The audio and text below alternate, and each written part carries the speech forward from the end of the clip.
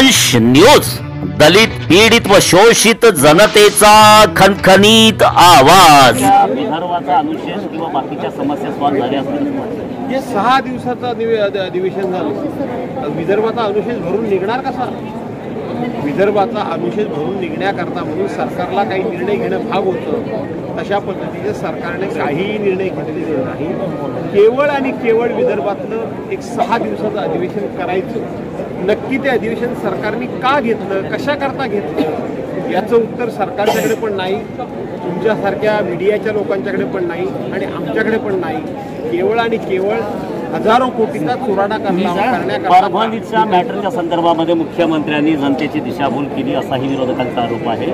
ज्या पद्धतीनं तपास व्हायला पाहिजे होता, पोलीस प्रशासन ज्यांनी तिथे म्हणजे स्वैराचार केला, अत्याचार केला जनतेवर, त्यांच्यावर कुठलीही ॲक्शन झालेली नाही आहे। काय सांगणार आपण? परभणी असेल, बीड असेल, या ठिकाणी माननीय मुख्यमंत्री महोदयांनी जे उत्तर दिलं त्या उत्तरातून लोकांचं समाधान होण्याच्या ऐवजी, त्या भागातल्या किंवा लोकप्रतिनिधींचं समाधान होण्याच्या ऐवजी माननीय मुख्यमंत्र्यांच्या भाषणातून अधिक संशय वाढीस लागलेला।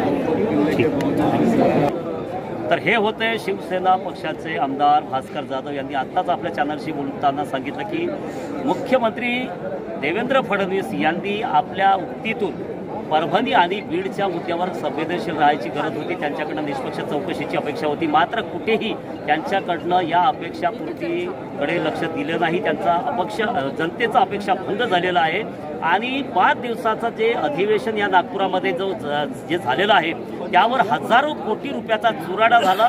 या अधिवेशनातून सर्वसामान्य जनतेला काहीच मिळणार नाही असाही या ठिकाणी भास्कर जाधव यांनी आपल्या चॅनलशी बोलताना व्यक्त केलेलं आहे। तोपर्यंत आपण बघत राहा वंश न्यूज चॅनल। मी सुनील साळवे, मुख्य संपादक पद थेट नागपूरच्या विधान भवन परिसरातून। आमचा व्हिडिओ जास्तीत जास्त लाईक करा, शेअर करा आणि आमचे YouTube चॅनल सबस्क्राईब करा। धन्यवाद।